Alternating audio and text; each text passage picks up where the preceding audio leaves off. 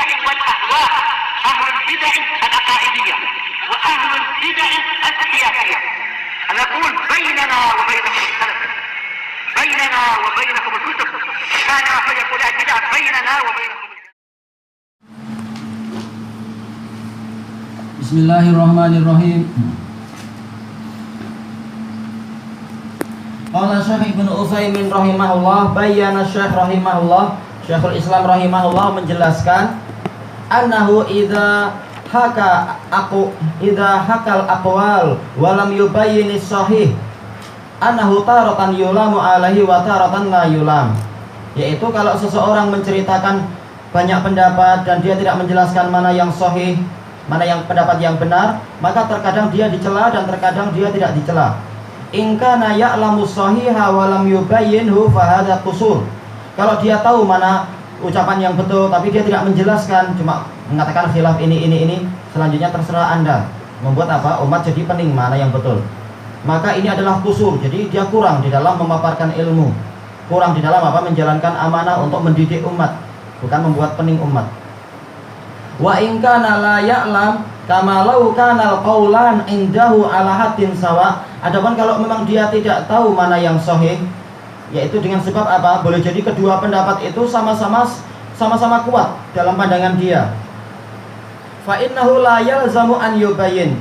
Maka tidak wajib bagi dia untuk menjelaskan. Karena apa? Tidak boleh kita berbuat melebihi kemampuan. Tapi caranya apa? Ya kita bertanya pada ulama. Kita tanya siapa yang rajih pendapatnya dan kenapa ini yang rajih.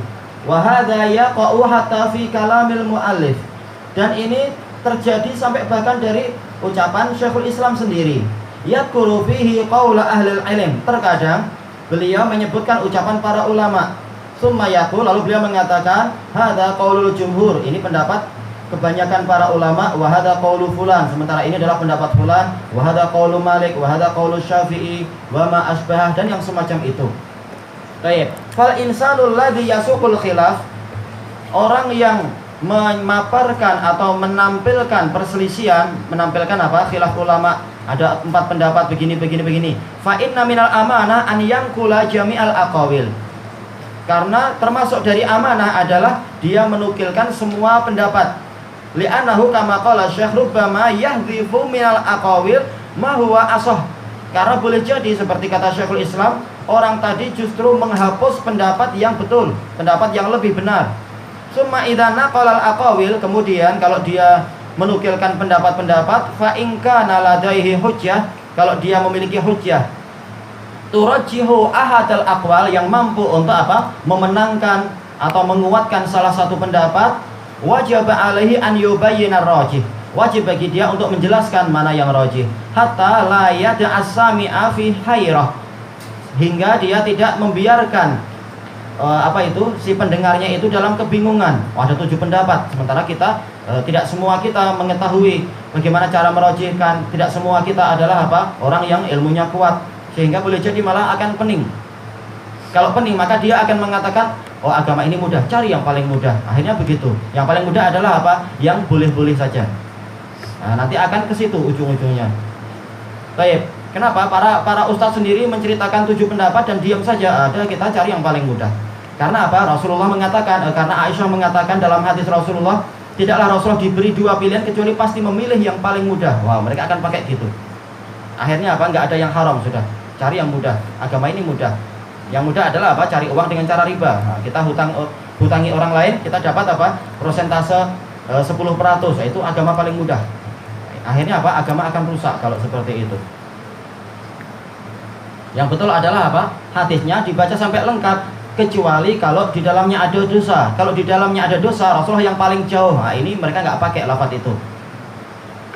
Baik. Wa in kana la ya'lam, kalau dia tidak tahu mana pendapat yang paling rajih, falaisa alaihi ba'sun fi an yadhkurul khilaf. Maka tidak apa-apa kalau dia hanya menyebutkan perselisihan, wala yubayyinur rajih, dan dia tidak menjelaskan mana yang rajih, li'anna Allah qala la yukallifullahu nafsan illa wus'aha. Karena Allah Ta'ala berfirman, Allah tidak membebani suatu jiwa kecuali dengan kemampuannya. Cuma kalau dia tidak mampu merajihkan pendapat itu, maka dalam case itu jelas dia bukan ahli fatwanya. Ahli fatwanya berarti ulama yang lain yang mampu merajihkan. Jangan seperti pandangan sebagian orang awam, semakin seorang pengajar itu pandai menyebutkan khilaf yang banyak, oh ini berarti semakin pandai dia. Semakin banyak khilaf yang dia sebutkan, maka oh ini berarti orang pandai. Oh dalam masalah lafaz ini ada 20 pendapat. Pandai sekali ustadz kita ini, tahu sampai gitu. Yang rajih mana ustadz? Cari sendiri. Ini nggak amanah, rakyatnya pening. Tayyib. Kadzalika man nasabal khilafa fi ma la faidata tahtah. Demikian pula orang yang menampilkan perselisihan di dalam perkara yang tidak ada faedahnya. Sebagaimana yang disebutkan oleh Syaukani, perselisihan apa itu? Sebagian orang tentang masalah ruh. Ruh itu sebenarnya apa sih hakikatnya? Sampai terbentuk 1000 pendapat. Kemudian Syaukani mengatakan ini nggak ada faedahnya. Untuk apa kita membahas itu? Allah Ta'ala mengatakan apa? Wa yas'alunaka 'anir ruh qul ruhu min amri rabbi wa ma utitu minal ilmi illa qalila. Mereka bertanya kepadamu tentang ruh.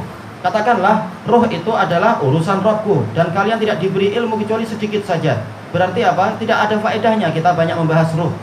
Tapi apa yang penting adalah untuk apa kita diberi ruh dan kemudian diberi nikmat untuk ibadah, itu yang penting.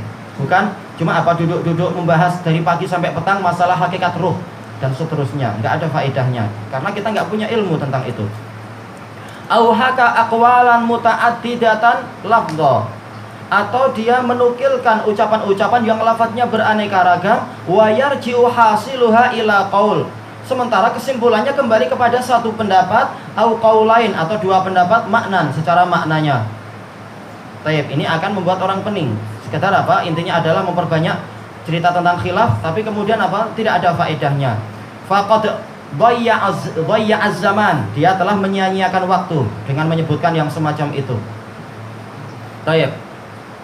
Wa takassara bima laisa bisahih, dan dia membanyak-banyakkan sesuatu yang tidak sahih. Karena apa? Enggak ada faedahnya. Untuk apa kita seperti itu? Masih banyak perkara-perkara yang harus dibahas dan diamalkan. Enggak perlu kita banyak-banyak sampai semacam ini dan kemudian memang tidak ada faedahnya.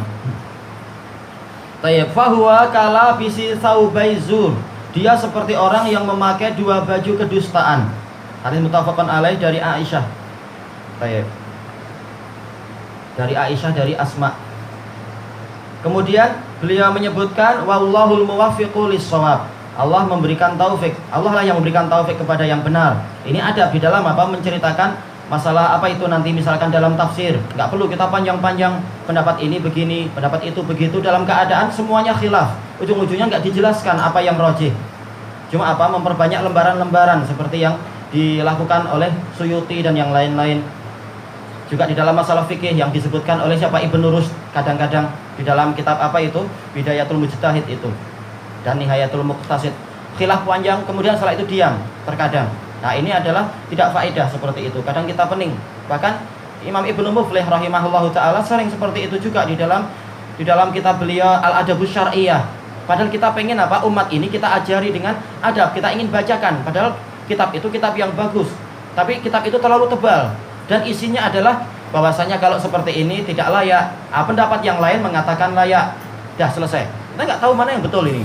Kalau sekitar seperti itu. Dan itu sering. Kadang ada pendapat 2, 3, 4. Ujung-ujungnya apa? Dibahas yang lain. Nah ini adalah pening kita. Yang betul adab seperti ini layak ataukah tidak layak. Itu yang penting untuk umat. Jadi apa? Berikan kepada umat kesimpulan-kesimpulannya aja. Nah sampai sekarang yang diinginkan oleh Syekhuna Zaid adalah apa? Meringkas Miskul Khitam. Untuk apa? Biar mempermudah para tulab. Kitab ini hadis ini pembahasannya begini, kesimpulannya begini, itu bagus. Untuk apa? Untuk membantu para pemula. Cuma sekarang sedang kesulitan masalah itunya, masalah rumus-rumus dari komputer yang lain itu. Sehingga belum beres-beres. Baik, wallahu a'lam. Sekarang ada yang mengatakan bahwa dia bertanya satu permasalahan, kemudian dijawab dengan pendapat ini pun kuat, jadi bagaimana, adakah itu pun tarjih atau bagaimana? Enggak, istilahnya sesuai dengan kemampuan. Kalau memang kebetulan kita ditanya tentang perkara yang memang kenyataannya khilafnya kuat, ya kita ceritakan apa adanya.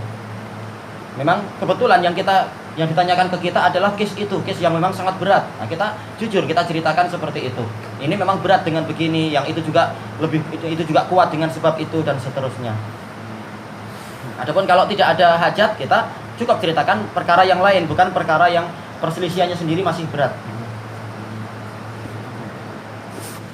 Jangan seperti apa, salah seorang mufti di Yaman diceritakan oleh Syekh Yahya, dia nggak layak jadi mufti, tapi apa? Dia ingin tampil sebagai mufti. Dan akhirnya orang percaya pada dia, pemerintah pun percaya. Padahal sebenarnya bukan dia yang membahas case-nya itu, tapi apa? Dua pembantunya. Dua pembantunya adalah apa? Adalah orang-orang alim. Cuma yang ingin tampil adalah si pemimpinnya itu, si tuannya, dia mufti. Nah, setiap kali ada khilaf, maka apa? Maka si mufti terbesar ini mengatakan, nah kamu tanya pada dua pembantuku itu, jawab secara tertulis gimana? Kemudian apa? Oh, pembantu yang mengatakan halal, yang B juga mengatakan halal. Maka dia mengatakan itulah kesimpulanku, dia halal. Kemudian ada orang lain tanya, case yang begini bagaimana? Maka kemudian apa? Syekhnya mengatakan tanya dulu pada dua pembantuku itu. Secara tertulis dikatakan dua-duanya mengatakan makruh. Dia mengatakan memang itulah yang betul, dia adalah makruh. Nah, kemudian apa? Ada case yang ketiga, kata Syekh Yahya. Ternyata pembantunya mengatakan yang satu menulis dia adalah halal, pembantu yang kedua mengatakan haram. Maka syekhnya mengatakan dua pembantuku khilaf, aku pun memiliki dua pendapat. Jahil dia sebenarnya.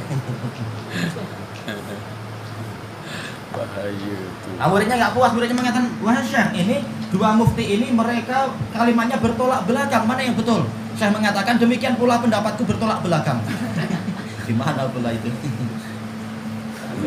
Ada tak jawapan yang bersifat kepada kita melihat situasi dia? Ya memang Ibnul Qayyim menyebutkan itu di dalam I'lamul Muwaqqi'in. Seorang mufti tidak hanya menyebutkan hukum syarak, tapi dia juga harus lihat keadaan si mustaftinya. Dan itu disebutkan dalil-dalil di dalam hadis, juga dalil-dalil dalil-dalil dari hadis.